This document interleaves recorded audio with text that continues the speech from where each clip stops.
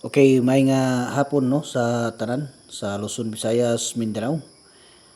5 PM result mga idol, 175 no ang ato ang resulta karon. So magpahabol ta karon sa 9 PM. So possible next ani no. Rantawan ninyo ha kay basig mo makasima-sima tani karon sa 9 PM, makasabay pud mo no.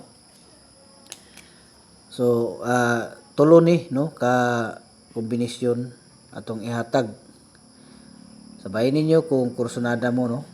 So dito sa 3, 4, 5 no. So na siya 3, 4, 5. Kanya ang kuan ani ikatulo. So dito sa dublihon nato ni no.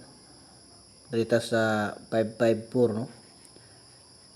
554. So kana no. So dublihon nato ang kuan, dublihon nato ang 4. So testingan nato ni karon mga idol no. So medyo ning kuan jud ang ato ang kuan, so diri lang ta alalay lang ta ni gamay no.